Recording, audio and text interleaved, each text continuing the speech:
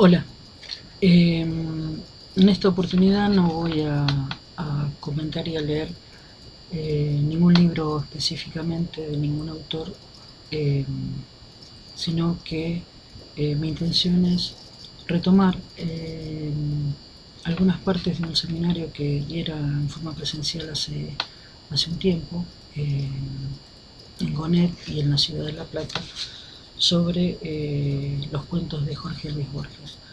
Por supuesto, por una cuestión de tiempo, eh, mi intención no es no charlar sobre todos los cuentos que se analizaron en ese momento en el seminario, sino poder hablar sobre algunos en particular, como para abrir el juego sobre los cuentos de Borges.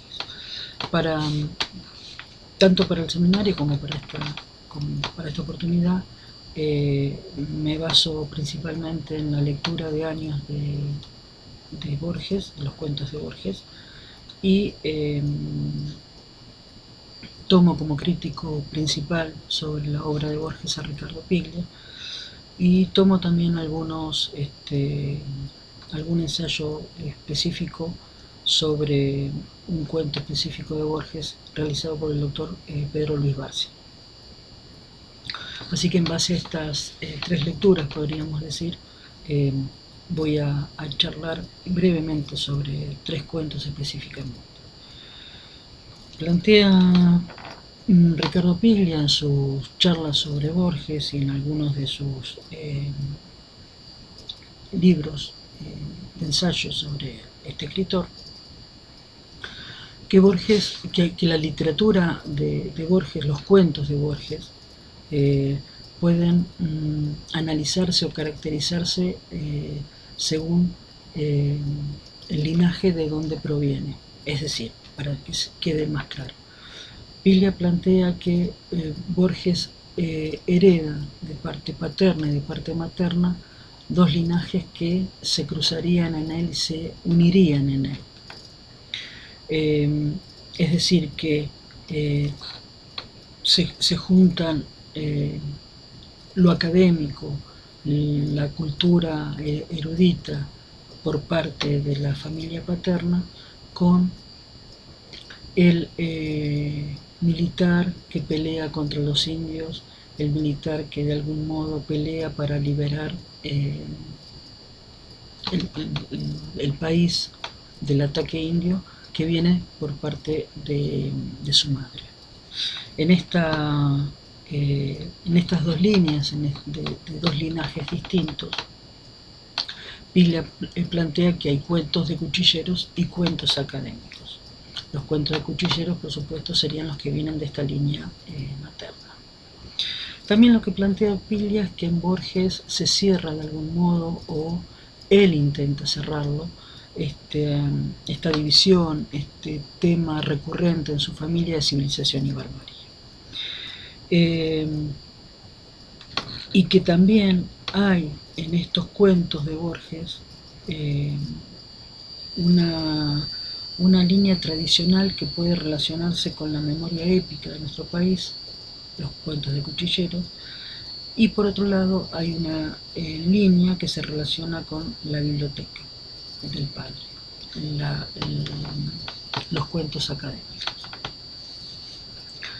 Esto también puede verse claramente en un cuento que creo que se ha leído bastante de Borges, el cuento El Sur, pero que también se plantea en el prólogo de Evaristo Carriego, que lo publica en 1930. En el prólogo, no lo voy a leer todo, voy a leer solamente algunas partes en las que se puede ver claramente esto que plantea Piglia. Yo creí durante años haberme criado en un suburbio de Buenos Aires, un suburbio de calles aventuradas y de ocasos visibles. Lo cierto es que me crié en un jardín detrás de una verja con lanzas y en una biblioteca de ilimitados libros ingleses.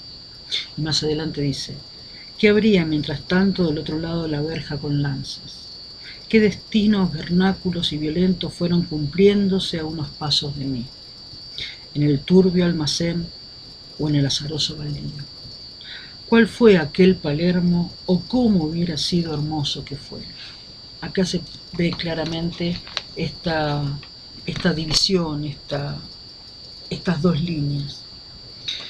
Yo tomo solamente 3 cuentos, como ya he dicho, de ficciones tomé El fin y el sur, y del libro de arena La noche de los dones, uno de los cuentos tal vez menos leídos de Borges, pero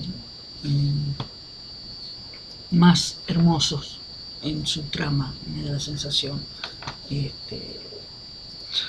Pero empecemos con El fin. El cuento El fin, como seguramente saben, porque estoy casi segura que es uno de los cuentos de Borges más leídos en la escuela secundaria, por este paralelismo que se hace habitualmente con Martín Fierro.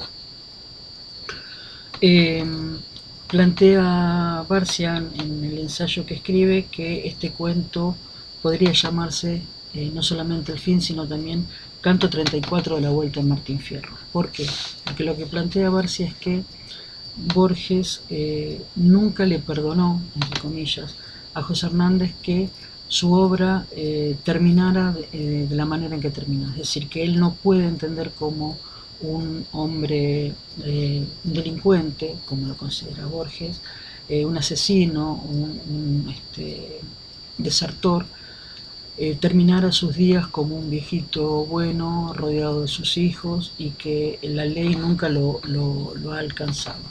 Entonces lo que plantea Borges es que como esta manera de terminar este personaje tan admirado por la literatura argentina en general, lo que plantea Borges es que este personaje debió haber muerto en la obra de Hernández, y como Hernández no lo hizo, él va a ser el encargado, entre comillas nuevamente, de cerrar esta manera de una forma más ética, esta manera de vida de una forma más ética. Entonces lo que plantea en El fin es la venganza de este hermano del Moreno, asesinado por Fierro en la primera parte, y este hermano que aparece en la segunda parte con intenciones claras de tener un duelo para poder vengarse de su hermano. Y como Fierro ya está más grande, ha encontrado sus hijos, ha encontrado el hijo de su amigo Cruz, y no le quiere dar un mal ejemplo, lo que le plantea a este Moreno vengador es tener un duelo en una payada. No contento con esto, Borges hace que en El fin este duelo no termine, sino que va a volver el hermano del Moreno asesinado para al fin vengarse por la muerte de su hermano. En el cuento El sur, también de ficciones, un cuento que plantea decididamente, me parece, estos dos linajes, y lo hace de una manera explícita, y creo que si uno leyera primero El sur antes de cualquiera de los otros cuentos de Borges, podría entender esta forma de clasificar que toma Piglia. El cuento El sur comienza de la siguiente manera, y leo unas líneas porque me parece que son fundamentales para comprender esto de lo que hablaba Piglia.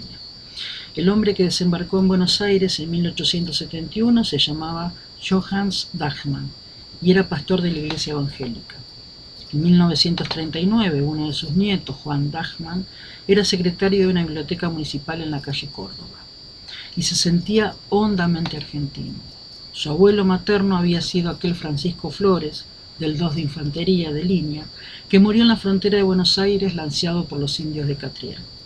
En la discordia de sus dos linajes, Juan Dachmann, tal vez a impulso de la sangre germánica, eligió el de ese antepasado romántico o de muerte romántica. Para quienes han leído El Sur o para quienes vayan a buscarlo y lo lean, van a comprender la elección de este antepasado, la elección de esta muerte romántica. Y decía que el tercer cuento elegido para comentar brevemente es La Noche de los Dones, el cual, cuya trama transcurre en la noche en que van a matar a Juan Moreira. Y acá la intertextualidad que utiliza Borges en la mayoría de sus cuentos es explícita. Toma Juan Moreira como para recrear otra historia. Lo que él quiere contar es la historia de un chico de 13 años que va a tener su primera relación sexual justamente la noche en que en que matan a Juan Moreira. Y me pareció interesante leer brevemente 3 líneas del cuento La Noche de los Dones, que es un cuento realmente hermoso, que invito a leer. Dice: en el término escaso de unas horas, yo había conocido el amor y yo había mirado la muerte. Este yo es el narrador, que es este chiquito de 13 años. Y más adelante dice: tal vez lo mismo le pasó a la cautiva con su malón. Ahora lo mismo da que fuera yo o que fuera otro el que vio matar a Moreira. Lo que me parece interesante de esto es cómo se unen de algún modo el amor y la muerte como si fuesen parte de un mismo todo. Esta idea de las dos caras de la misma moneda, que es un concepto que retoma Borges y lo hace explícito en el cuento Biografía de Isidoro Tadeo Cruz, cuando dice que Cruz y que Fierro son las dos caras de una misma moneda. Me parece interesante, y ya para terminar, es el final del cuento El Fin, que dice el narrador, ¿no?, después de que la venganza ha sido realizada. Aparte, cómo toma Borges textualmente partes del Martín Fierro. Limpió el facón ensangrentado en el pasto y volvió a las casas con lentitud, sin mirar para atrás. Cumplida su tarea de justiciero, ahora era nadie. Mejor dicho, era el otro. No tenía destino sobre la tierra y había matado a un hombre. Sé que es muy breve el comentario y es muy breve lo que pude leer, pero la intención es abrir el juego, abrir la discusión sobre algunos cuentos de Borges y pensar que Borges puede ser leído por absolutamente todos.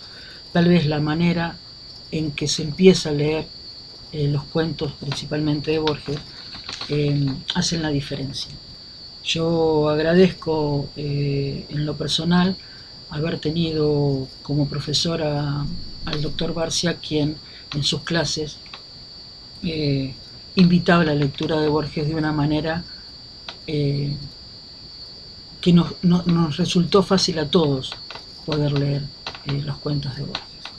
Así que me pareció interesante también plantearlo en estos encuentros semanales. Así que invito a quienes lo leyeron a que vuelvan a sus cuentos, y a quienes no, que se acerquen sin miedo, sin prejuicios, a la obra o a alguno de los cuentos de Jorge Luis Borges.